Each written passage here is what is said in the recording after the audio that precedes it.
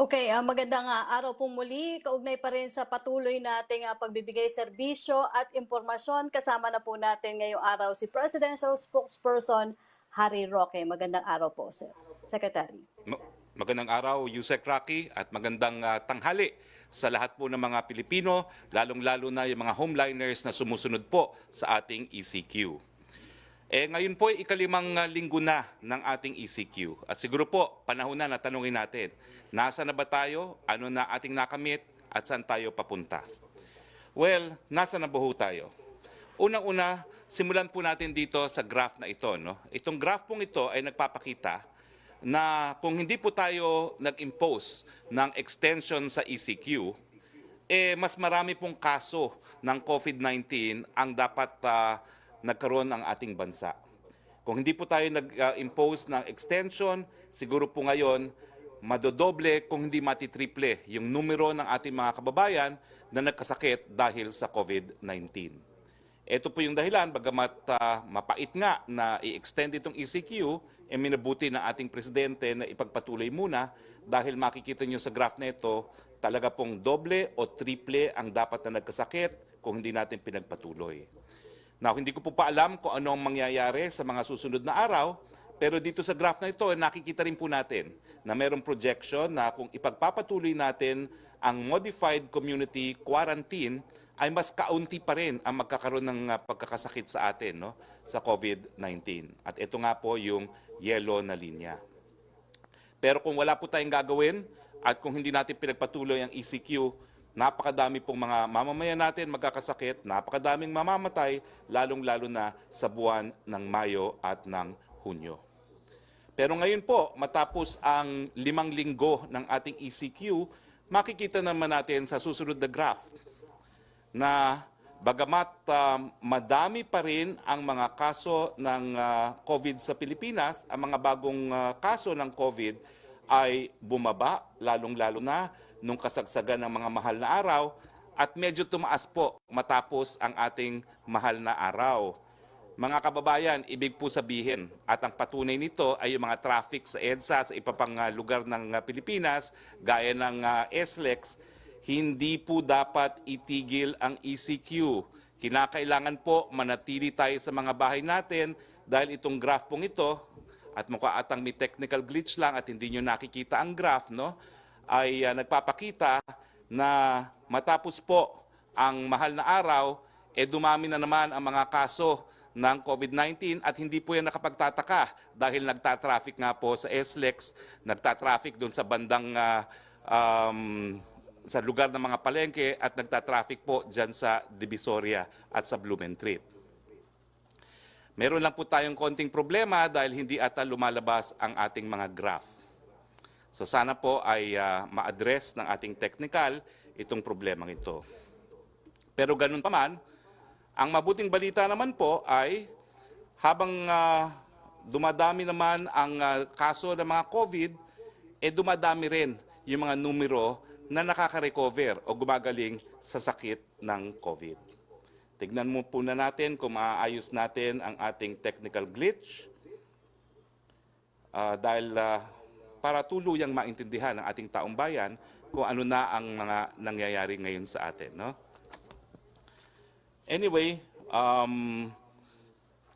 siguro po balikan natin ang ating mga graphs. No? Pero ano naman po ang ginawa ng ating gobyerno? No? Dahil alam naman po natin na dahil ang ECQ ang tanging pamamaraan para tayo po ay mapabagal yung pagkalat ng sakit, napakasakit din po niyan sa ating mga kababayan dahil wala nga po tayong mga hanap buhay. So babalik po ako sa kauna-unahang graph. Ito po yung graph na minention ko. Yung pulang linya po ay nagpapakita na hindi po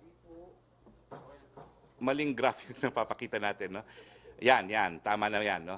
Yung pula po ay nagpapakita na kung hindi po tayo nag-extend ng ating ECQ, napakadami po sanang kaso ng COVID ang nagkaroon tayo sa ating bayan. Pero dahil nagkaroon po tayo ng continuation, makikita po natin na ito po, no, yung pinakamababang linya, yan po ang ating inaasahan, no? yung malaking pagbawas sa kaso ng COVID dahil nga po pinagpatuloy natin ang ECQ. Itong susunod naman pong graph ay nagpapakita na ng mga bagong mga kumpirmadong kaso ng COVID-19. Nakikita po natin na tumaas, bumaba at pataas pa rin po ang COVID.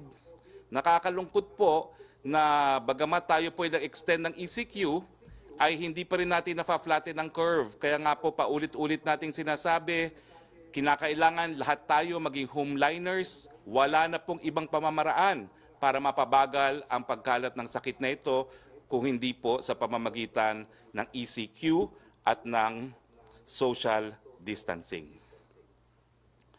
Okay, ang susunod naman po nating graph ay nagpapakita nung tala ng mga bagong mga namatay dahil sa COVID-19. At nakikita po natin na bagamat meron pong pagbaba sa punto ng matapos ng mahal na araw hanggang ngayon, ay hindi pa rin po tuluyan yan na bumaba. Importante po ngayon na lalo pa nating paintingin ang ating ECQ sa darating na linggo. Now, siyempre, ang sabi ko nga po kanina, yung mabuting balita, na napakadami naman po ngayong mga nagre-recover sa sakit na ito. Ibig sabihin, tamaan man tayo, may pag-asa po na tayo gagaling, pero mas mabuti po na iwasan na nating tayo magkasakit, manatili po sa ating mga kanya-kanyang mga tahanan. Now, ano naman po ang ginawa na ng gobyerno, no? Well, alam nyo naman po, unang-una, doon sa ating ang ating gobyerno ay dalawa pong ginagamit para matulungan at ibsan ang kahirapan ng ating mga kababayan dahil hindi nga po tayo nakapagtrabaho habang tayo ay nasa ECQ. Well, unang-una muna, no, bago yung mga ayuda na binibigay ng ating gobyerno, meron tayong tinatawag na mga monetary policies. No? Yung ating central bank po ay nagbaba ng reserve requirements para mas marami pong pwedeng ipautang at mas marami pong salapi na umiikot sa ating ekonomiya. So far po, nagbaba po ang central bank ng kanyang reserve requirement sa mga bangko ng 2%, kada porsyento po equivalent sa 110 billion at ang suma total po ngayon ay meron tayong 220 billion na salapi na umiikot para po maibsan ang kahirapan ng ating mga kababayan.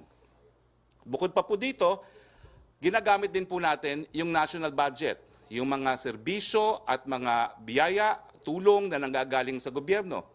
Nandiyan na po yung mga food packs na na-deliver ng ating DSWD, 401,301. Nandiyan po yung 65 billion na na-distribute na natin, na galing po yan sa SAP na naisabatas po ng Bayanihan Act.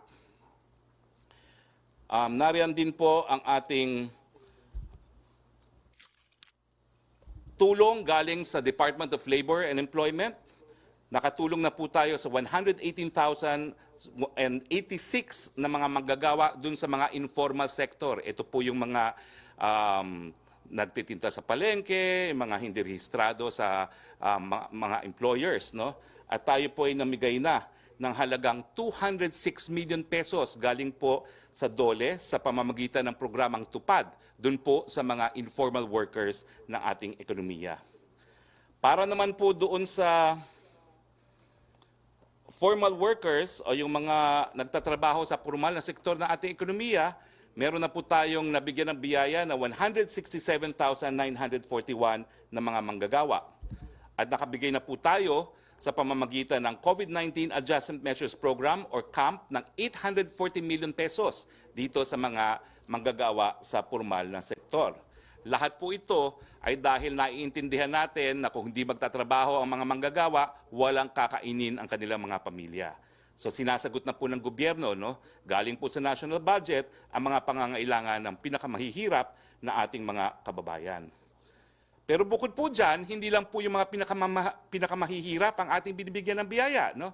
Pati po yung mga maliliit na mga negosyante, yung small and medium enterprises, ay binigyan na po natin ng 50 billion sa pamamagitan ng salary subsidy. No? At gaya po ng mga programa para sa mga mahihirap, magkakaroon po ng 5,000 to 8,000 pesos per month for 2 months ang mga nagtatrabaho sa mga small and medium enterprises dahil ito nga po ay sa katotohanan na dahil sa expanded community quarantine hindi po nakapagtrabaho yung mga empleyado ng mga maliliit na mga negosyo. Bukod po dyan, yung ating mga GOCCs, gaya po ng GSIS, ay nag-extend na po ng mga pautang sa kanilang mga miyembro. Ang GSIS, ang SSS at ang Pag-ibig po ay nagpautang sa kanilang mga miyembro ng halagang 20,000 pesos. Ang Pag-ibig po, nagbigay rin ng 3-month moratorium para dun sa pagbabayad ng interes sa mga housing loans. No? At sa transport sectors naman, ang DOTR po ay nambigay na ng tulong pinansyal, 5,000 to 8,000 pesos din kada buwan sa 15,854 na mga tsuper ng jeepney, bus at mga motorsiklo.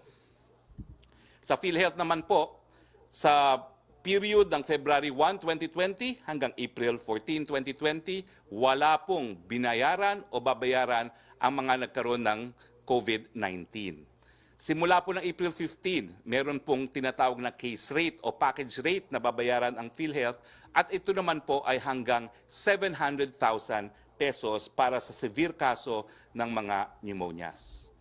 Ang ating mga OFWs ay binigyan din ng tulong ng ating OWA at as of April 15 po, meron ng 10,240 OFWs na nabigyan ng ayuda ng ating gobyerno.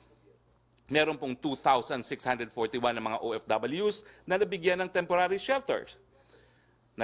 Meron na rin pong 3,347 OFWs na natulungan ng libreng transportasyon. At meron pong 3,688 seafarers na nabigyan ng food pack sa pamamagitan ng Tulong Marino Program. Meron pong mga 564 OFWs na stranded sa Clark na nabigyan ng pagkain, akomodasyon at tulong sa transportasyon. Ang suma total, meron na po tayong 96.53 million na na-release para sa 9,653 OFWs na tagsa 10,000 po kada isa as part dong sa tinatawag na programang Benefits Availment Program, BAP, ng COVID-19 Relief Assistance. Lahat po ito ay dahil nga kinakailangan mabigyan ng pagkain at iba pang mga pangangailangan ang lahat ng Pilipino bagamat tayo po ay nag-ECQ para po masalba ang buhay ng ating mga kababayan. Ang sabi nga po ng World Bank, ang impact ng lockdown ay patuloy. Kinakailangan pong ipatuloy ang social distancing. Kinakailangan isalba natin ang mahigit kumulang 100,000 lives at kinakailangan bigyan natin ng oras at panahon para ang ating health system ay magkaroon ng pagkakataon na magbigay ng serbisyo sa lahat ng mga ngailangan. Ulitin ko po, yung ECQ, pinabagal lang ang pagkalat ng sakit dahil hinahanda po natin yung ating health system para magbigay ng serbisyo sa napakadami pang po pwedeng magkasakit ng COVID-19. But, ang mensahe po ng Presidente, gagamitin po natin ang pondo ng taong bayan kung kinakailangan. Sabi nga po ni Presidente nung Tuesday, kung kinakailangan, ititigil niya ang lahat ng infrastructure projects kung kinakailangan gastusin ng pondo ng bayan para magkaroon ng pagkain at iba pang mga pangangailangan ang ating mga kababayan. Sagot po tayo ni Presidente Digong.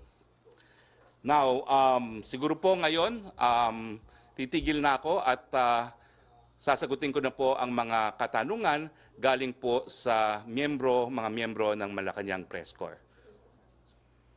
Si Joseph Morong atang unang magtatanong.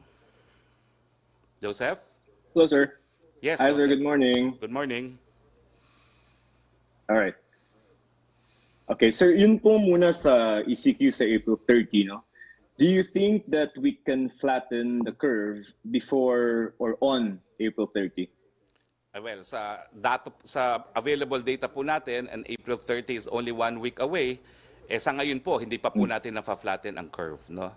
At in an ideal world, Joseph, no, habang hindi natin na-flatten ang curve, in an ideal world, dapat ipagpatuloy ang ECQ.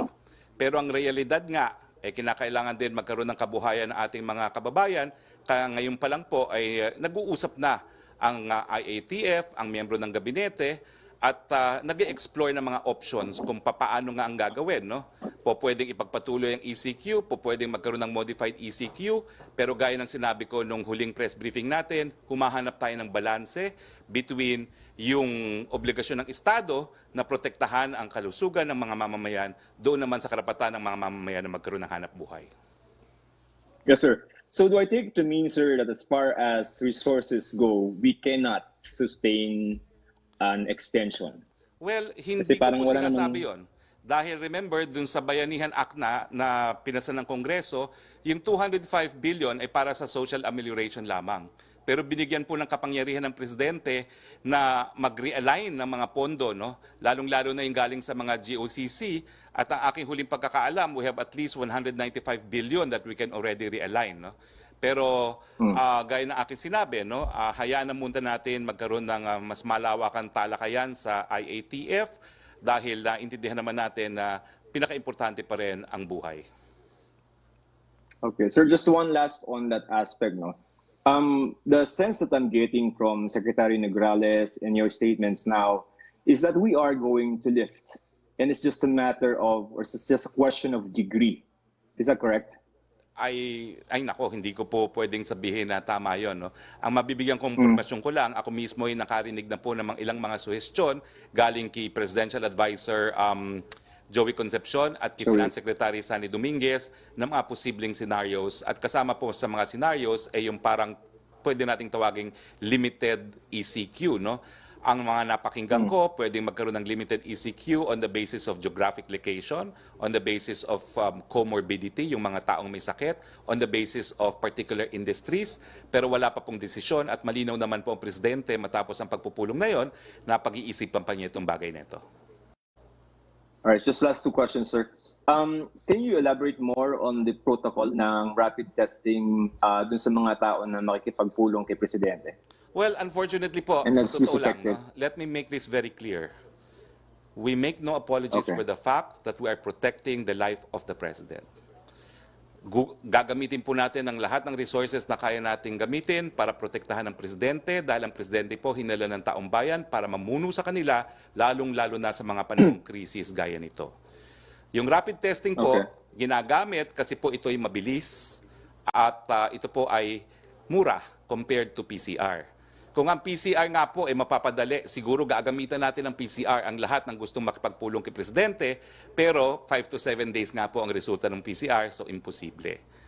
Now, ito rin po yung rapid testing kits na ang sabi ng Presidente, he is authorizing the use of the purchase of rapid testing kits using public funds despite the objections of certain quarters dahil hindi pa raw nasusunod yung probisyon ng batas na ating sinulong, yung Universal Healthcare, na kinakailangan may approval ng Health Technical Committee. No? Ang sabi ng Presidente, I assume full responsibility. I authorize the spending of public funds for the purchase of rapid testing kits, but they will be used in conjunction with PCR. So ang plano po ngayon, dapat magkaroon tayo ng 900,000 PCR testing and about 2.2 million rapid testing kits para magkaroon tayo ng accurate statistical sample sa extent ng pandemic sa ating bayan. Pero sir, yung accuracy nun, kasi may mga nagsasabi ng rapid test kits, not very accurate. So ibig sabihin, in terms of protecting the President, are you really protecting the President by using just the rapid tests? Well, let's just say that we're hoping that the President is more protected using rapid testing because in the first place, the PSG will not allow anyone with symptoms to come into the palace. Okay. So please understand that the rapid testing is additional safeguard, but the primary safeguard is no one who suffers from any symptoms and no one who has had any contacts with anyone with COVID-19 will be allowed into the palace. Kung papasok po ngayon sa palasyo, ako mismo, every time magpupunta rito for press briefing, meron po akong form na pinipirmahan. At ang tanong doon ay, nagkaroon na ba ako ng COVID? Kung ako po ay nag-testing sa COVID? Kung ako po ay bumisita sa kahit anong hospital? Kung ako ay bumisita sa kahit sinong may COVID? At syempre po, kapag ang sagot mo, yes, dyan, hindi ka papapasukin ng palasyo. So, kapag ang sagot mo ay no at wala kang simptomas at wala kang exposure sa tao na nagkaroon ng COVID-19, bibigyan ka pa rin ng rapid testing bilang additional safeguard to protect the health of the President. Sir, last questions na lang on the resources. Ang sinasabi naman ni Presidente yung CCP and PICC, medyo sa super dulo na yan, di ba? Yes, But if of we do course. run out of resources, why did the President specifically mention CCP and PICC No as reason. assets that can be sold? No reason. I think it's just to emphasize that we have to sell physical assets. He will, because he will give primary importance to the health of the people. Mas mahalaga po ang kalusugan ng ating kababayan. Kung kinakailangan, ibebenta niya yung mga infrastrukturang yan para gamitin ang proceeds sa pangangalaga ng kalusugan ng mga kababayan natin. All right, sir. Sir, before the COVID issue, I understand and I know, no, na may talks at least sa dalawang auction houses to auction yung Marcos jewelries. Is the government open to selling the Marcos jewelries just in case we need the money? I think even before the COVID-19 pandemic, that's already an option being pursued by government.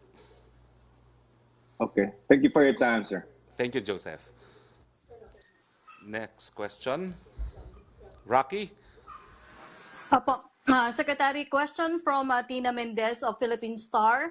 Ano daw po comment from Malacanang on the move of the National Democratic Front of the Philippines to call the attention of the United Nations on the alleged atrocities committed by the government during the ceasefire while there is a COVID-19 crisis. Nagsubmit daw po ng letter ang NDFP sa UN Secretary General Antonio Guterres claiming that the armed forces and the PMP committed offensive military operations from March 16, 2020 to April 15, 2020 in 196 villages of 96 towns in gross violation of their own unilateral ceasefire declaration. Well, hindi po namin makokontrol kung anong gagawin ng NDF. Gawin po nila ang lahat ng gusto nilang gawin. However, as a lawyer, as a professor of international law, I can assure you, hindi po yan papansinin ng UN Secretary General. Bakit po? Alam niyo po, may mga batas na umiiral kapag meron pong labanan. Dalawa po yan, pang-international armed conflict, pang-non-international armed conflict, Geneva Conventions, and additional protocols. Kaya po meron tayong ibang mga batas na umiiral sa labanan na hindi po pang-international. Kasi po ayaw ng mga bansa sa daigdig na bigyan na kahit anong status ang kanilang mga kalaban na mga domestic gaya ng NPA at CPP. So sa atin po, ang buong daigdig nagkaisa, kriminal pa rin po ang mga grupo gaya ng CPP at NPA at kahit ano pong gawin nila, tatratuhin pa silang kriminal. Kaya nga po naniniwala ako, wala pong gagawin ang UN SecGen dyan dahil hindi naman po nagpoprotekta ng mga kriminal ang UN system.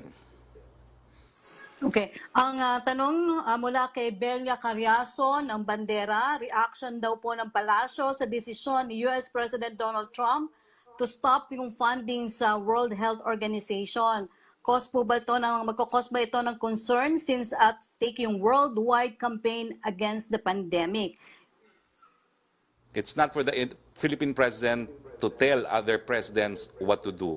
Pero tayo po, suportado po natin ang WHO dahil nakita naman po natin na kung wala pong WHO, wala pong namuno sa coordination dito sa laban natin sa sakit ng COVID-19.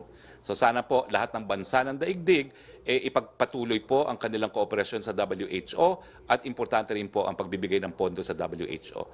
As far as the Philippines is concerned, we stand committed to the WHO and we will give our contribution when the need arises. Okay, yung second question ni Belia, basahin ko na rin, although alam ko po meron ng update dito ang Marikina City. Yung decision daw po niya ng Marikina City Mayor Marcy Chodoro to push through with the opening of the city's testing center. Kasi inireklamo daw po yung alleged kabagalan ng DOH to process yung accreditation ng lungsod despite na merong national emergency. Pero Secretary, may update na po dito, pero binasa ko rin para alam niyo po yung tanong ni Belia. Well, alam niyo po, nung huling press briefing, dapat nasagot ko yan, no? Pero ang posisyon po ng presidente, hindi naman po pwedeng baliwalayan ang DOH. Dahil ang ginagawa lang naman ng DOH, sinisiguro na hindi kakalat yung sakit. Dahil kapag ikay may testing laboratory, you're dealing with a virus that is highly contagious. So ang gusto lang makita ng DOH, yung laboratory nila, ay merong enough safeguards to guarantee nga dun sa pagkalat ng virus. Pero at the same time, nakikiisa rin po ang Presidente sa lahat ng initiatives ng local government units para magkaroon ng kanilang mga sarili-sariling solusyon sa kanilang mga geographical territory. No? Naiinip din po talaga ang Presidente minsan sa bagal ng ilang mga departamento natin. At ang patunay nga dito ay yung decision niya na siya na nga ang mag-authorize ng bumili ng rapid testing kits dahil nababagalan siya sa aksyon ng mga bureaucrats. So sa akin po, ang aming nakitang solusyon dyan, hihingin po namin ng DILG na mag-mediate sa panig ng DOH at ng Marikina City. No? Wag naman po nating i-discourage ang initiatives ng LGUs, pero at the same time, mga LGUs, wag naman po nating baliwalain ang safety standards ng ating DOH. Okay. Mula po kay Francis ng Daily Tribune, kumusta na daw po ang ibang mga cabinet members? Wala bang naka-quarantine? In good health ba daw po lahat? At kailan ba daw po mag-uumpisa yung rapid test sa Malacanang? Meron na po bang nag-COVID positive dun sa mga pumapasok? Well, sa mga gabinete, nakatanggap lang po ako ng welcome back messages sa kanila, no? At ang alam ko ay kung anong alam ng taong bayan din dahil hindi pa ako nakaka-attend ng full cabinet meeting. Ang nakita ko lang po so far is si Secretary Sani Dominguez, Secretary Carlo Nograles, si Secretary Bautista at yung chief po ng ating IATF, si General Galvez. No? At lahat naman po sila ay mabuti ang kalusugan. Alam ko rin po, nasa voluntary quarantine pa rin si Secretary Briones. At beyond that po, wala naman pong ibang miyembro ng gabinete na nagkasakit na ng COVID-19. Bukod po kay Secretary Anyo na ang paniwala ko po ay nakasa quarantine pa rin. Okay. Ang status po ng COVID testing, hindi ko po alam kung kailan sila nagsimula. Pero napansin ko lang po nung ako'y pinatawag ng Presidente on my first day as presidential spokesperson last Tuesday, binigyan din po ako ng test na yon. Pero ang tingin ko po, hindi po ito nasimulan ng matagal ng panahon na dahil ako rin po ay namigay na exact same rapid testing kits at kailan lang naman po yan pumasok sa ating bayan. Okay. Tanong po mula kay Rosa Licos ng UNTV, ano daw po ang posisyon ng Malacanang sa mga criticism against the effort ng Duterte administration to contain COVID-19 sa bansa dahil po sa standing sa ASEAN, leading na po ang Pilipinas bilang COVID-19 positive cases. Sa 10 bansa kahit wala pa po ba tayong mass testing, mas marami rin po ba tayong casualties compared sa ibang ASEAN member states? Well, hindi po natin madideny yung datos na yan. No? Pero ang ginagawa nga po natin, unang-una, nananawagan, nakikiusap sa lahat ng mga Pilipino. Ang dami pong pasaway sa atin. At dahil po dyan, number 1 na naman tayo sa ASEAN sa dami ng COVID-19. Nakakahiya po yan. Itigil nyo na yung pagiging pasaway. Manatili kayo sa inyong mga tahanan. Kung ikukumpira nyo ang ECQ sa ibang bansa, sa Singapore, lahat sumusunod. Sa Malaysia, ganyan din. Dito lang sa Pilipinas, nagkaroon ng traffic sa SLEX at sa Divisoria, despite ECQ. Mahiya naman po tayo. Hindi ko na po natin i-deny dahil dapat tayo mga Pilipino mahiya dahil nagpapakita tayo na walang disiplina. Samantalang, ginagawa naman po natin to dahil nais nating maiwasan na magkasakit ang ating mga kababayan. So pakiusap po galing sa inyong presidente, maging homeliners po tayong lahat. Mga nanay, pwede ba ho, kayo na ang mag-enforce nitong ECQ sa inyong mga tahanan. Mabuti po yan, pag in-enforce nyo yan, hindi makakabisita si mister sa kanyang kulasisi. So para nyo ng awa po, stay in your homes. Now, nonetheless, we have taken steps. As you know, we have started our mass testing only recently. Totoo naman po, compared to other countries, medyo nahuli tayo dyan, but it is now underway. And the target is 900,000 PCR testing, 2.2 million rapid testing. Okay. Ang second question po ni Rosalie, may mga suggestion daw po ng total lockdown within 2 weeks to totally contain daw po ang spread ng COVID-19, as in pati raw po ba daw mga tindahan isasara para po maiwasan lumabas ang mga tao. Ano po ang posisyon ng palasyo dito? Isa po ba ito sa mga kinukonsider ng Pangulo dahil sa tila complacency ng marami? Bakit po Well, hindi? O kung oo, at bakit din po? nung huling press briefing ko po, pinaanunsyo sa akin no, na fake news po yung kumakalat na balita na magkakaroon ng total lockdown. Pero hindi po fake news na kinukonsidera ang total lockdown, lalong-lalo na kung magpapatuloy yung mga pasaway sa ating kalsada. So wag na po nating pahabain pa itong ECQ. Tumupad na po tayo sa ating obligasyon at kaunting panahon na lang po naman ang natitira dito sa ating ECQ. Isang linggo, konting tulog na lang po ito. Pagtiyagaan na po natin. Pero pag hindi po natin napa-flatten ang curve, hindi natin nabawasan ang mga kaso ng COVID, syempre po, isa yan sa opsyon na ikokonsidera.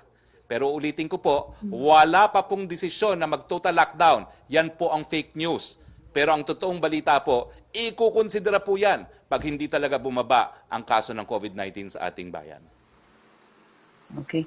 From Ruth Gita Carlos ng Philippine News Agency, can you expound on President Duterte's stand that the distribution of emergency subsidies could have been easier had the national ID been implemented and unopposed by leftists? Totoo naman po yan, no? Dahil yung national ID system would have avoided, naiwasan sana yung delay na nanggaling doon sa pagve-verify ng mga pangalan na sinubmit ng mga local government units sa DSWD. Ulitin ko po, no? Yung 4Ps, kabahagi lang po yan ng mga nabibigyan ng SAP. Mas marami pa pong mga pangalan ang binigay ng mga LGUs at syempre naman po kinakailangan ma-verify yan.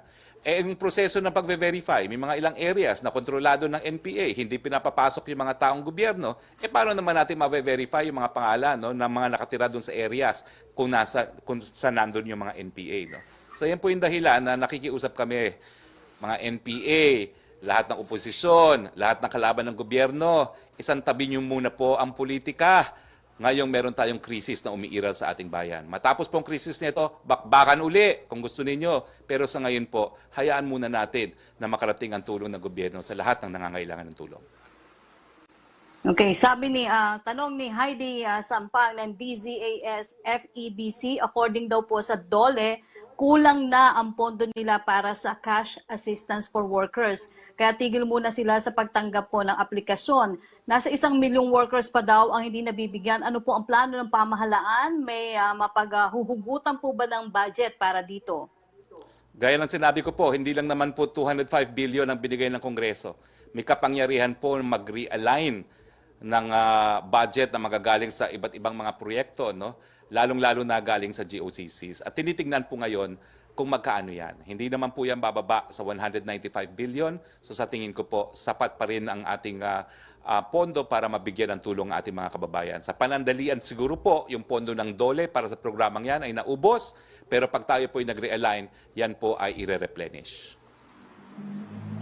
Mula kay Eileen Taliping ng Abante, may batas ba na nagpaparusa sa mga netizen at ilang artista sa ginagawang pagmumura umano sa social media kay Pangulong Duterte dahil sa ngit-ngit nila sa ipinatutupad na lockdown at panghihimok na patalsikin ito?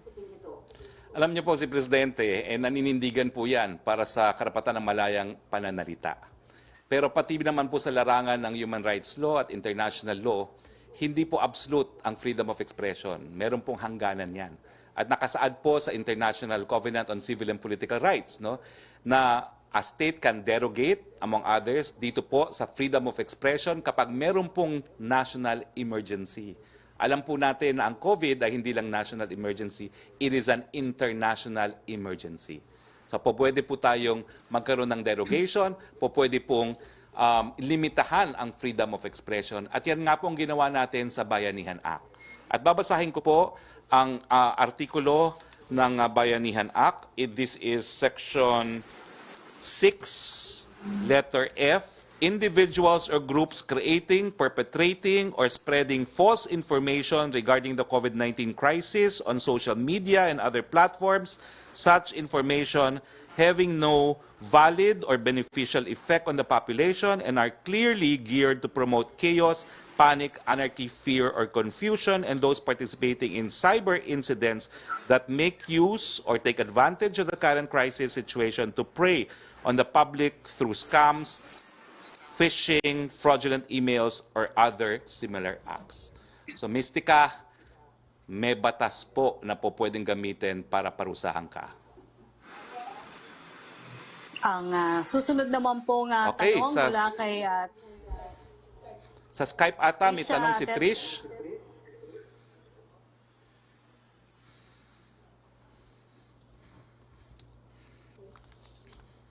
okay. Hello sir, magandang tanghali po. Magandang tanghali, Trish. Yes, Secretary Roque. Kasi since in-announce po ni President yung possible treatment via antibody, marami yung na-curious, especially friends from the medical community. Number one, in case po na maging available to by May, nakikipag-usap na po ba yung government natin to get hold of this antibody treatment just to make sure na meron tayong supplies or slots for it, sir? Well, alam niyo yung antibody treatment ay kumbaga clinical studies pa rin ang ginagawa. Ang alam ko ang PGH ay isa doon sa naggagawa ng ganitong clinical studies, no. So hindi pa po napapatunayan na yan ay talagang gamot para sa COVID-19, pero sinusuportahan po natin ang lahat ng inisyatibo para magkaroon nga ng gamot, no, o kaya vaccine laban sa COVID-19. At isa po yan na sinusuportahan natin at pinagdarasal na sana nga po ay maging successful. Pero kung pinag-uusapan po natin yung antibodies treatment, yan po ay sa PGH ata ginagawa, no? At kung mayroong mga ibang bansa na gumagawa rin yan, syempre po, susuportahan po natin yan at inaasahan natin na kapag yan naman po ay napatunayang gumagana, lahat po ng mamamayan sa daigdig nito ay makikinabang. Pero sir, yung sinasabi po kaya ni President na antibody treatment that will possibly be available by May, saan po kaya ito sir nakuha? Was it an advice to him or baka may kausap po siyang pharmaceutical company rin? Hindi ko po alam sa ngayon, no? Pero ang nababalita nga pong nagko-conduct ng clinical studies ay yung UPPGH ngayon. Sir, since the administration is friends with China, in case po ma-discover yung gamot or yung sinasabi pong antibody treatment doon, as nabanggit ni President sa speech niya, priority po ba yung Philippines sa mabibigyan? Inaasahan natin dahil BFF naman tayo ng China, no? Na kapag sila ay nagkaroon ng gamot na ganyan, unahin naman nila tayo, no? Alam naman unahin pa nila yung mga kalaban nila. Sir, finally, no, yung kasi kahapon po na report na dumadami yung violations, marami pa rin yung lumalabas despite the ECQ. Ano po yung reaction ni President to this? And aside from that, sir, kung ililift kasi natin yung ECQ, hindi po kaya mas magiging delikado na kung ngayon pa lang marami nang nagpapasaway, how much more, sir, kung wala ng ECQ? Is that something that the task force is also considering? Well, I cannot speak for the task force. I only speak for the President. And as Chief Executive, he has supervision over all local government units. Panawagan po ng Presidente sa lahat ng mayor, sa lahat ng mga barangay captains, ipatupad niyo po ang ECQ sa inyong mga LGUs. May kapangyarihan po ang Presidente na parusahan ang mga mayor at ang mga barangay captain na naging pabaya sa ganitong katungkulan. At dito po sa Bayanihan Act, specifically penalized din po ang hindi pagsunod sa ECQ at ang hindi pagpapatupad ng ECQ sa kanya-kanyang mga LGUs, no? So, ang panawagan po ng Presidente sa mga lokal na mga namumuno, huwag po kayong maging pabaya, baka gamitin pa ng Presidente ang kanyang kapangyarihan na parusahan kayo pag kayo naging pabaya, at ang patunay kung kayo'y pabaya ay yung dami ng tao na lalaboy-laboy sa ating mga kalsada.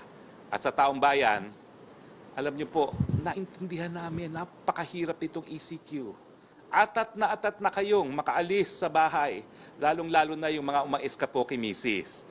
Pero ang katunayan po, kapag hindi po tayo nanatili sa ating mga kanya-kanyang tahanan, hindi po natin mapapababa ang mga cases ng COVID-19, lalo pang mapapahaba yan. So ang aking pakiusap at ang pakiusap ng Presidente, kung ayaw nyo pang tuluyang mapahaba itong ECQ neto, itong darating na linggo, manatili sa kanya-kanyang mga tahanan. Sir, at this point, meron na po bang kumbaga list or mga reklamong natatanggap si Presidente about mga officials na posibleng makasuhan or maparusahan because of ECQ violations? Well, all I can say is part of the responsibilities of my office is to prepare a presidential news brief. And yung balita po na napakadami at nagkaroon ng traffic sa SLEX at saka dun sa isang merkado sa Blumentritt, sa Divisoria at dun sa isang sa Balintawak Market, ay nakarating po yan kay Presidente. Thank you, sir. Okay. Aki? Secretary, meron tayong huling tanong mula kay Joyce Balancio ng DCMM. Reaction daw po ninyo sa suggestion ni Senator Amy Marcos na wag na muna tayong magbayad ng foreign debt. Hindi po yan opsyon na kinukonsidera ng ating pamahalaan sa ngayon dahil mas malaki po ang magiging repercussion yan. Meron po kasi tayong tinatawag na cross-default provision sa ating mga pagkakautang. Pag tayo nag-default sa isang pagkakautang natin, magde-default po tayo sa lahat ng pagkakautang natin and mas madugo po ang mangyayari dyan kung lahat po ng ating pinagkakautangan ay sisingilin tayo sabay-sabay. So sa ngayon naman po, sapat naman po ang pondo ng gobyerno. At kung hindi po sapat yan, magbebenta muna ng ari-arian ng gobyerno bago po tayo mag-default sa ating mga obligasyon. Opo, last question na mula kay Rosa Dicos ng UNTV. Pinagre-resign daw po ng ilang senador si Health Secretary Francisco Duque dahil daw po sa failure of leadership, negligence, inefficiency. Ano po ang posisyon ng palasyo dito? Wala pa po kaming posisyon, wala po kaming kinalaman kung talagang merong ganyang inisyatibo na pag-resignin ang ating kalihim ng Secretary of Health. And gaya ng paulit-ulit ko nang nasasabi sa mga nakalipas na panahon, every cabinet member serves at the pleasure of the President, and habang hindi sila tinatanggal, the President continues to have full trust and confidence in them. Okay, Secretary, huling mensahe po sa publiko. Ay, nako, ulitin ko lang po. Wala po kasi kaming press briefing pag Biyernes. So ito na po yung ating huling press briefing sa linggong ito. At na rin po kaming mga tao ng gobyerno na makalabas at makaikot. No? Pero yung kung tayo po'y makakalabas at makakaikot, ay depende po yan sa mangyayari na sa susunod na linggo. Pakiusap po, manatili sa ating kanya-kanyang tahanan dahil ito naman po ay para sa ating kabutihan. Pag ginawa naman po natin to, we will heal as one. Okay, maraming salamat. Presidential Spokesperson Harry Roque, maraming salamat din po sa Malacanang Press Corps. At siyempre sa Lunes po makikita tayo, Secretary Roque. Maraming salamat po. Magandang hapon po. Salamat po at balik po tayo sa PTV. Salamat po sa inyong pagsubaybay.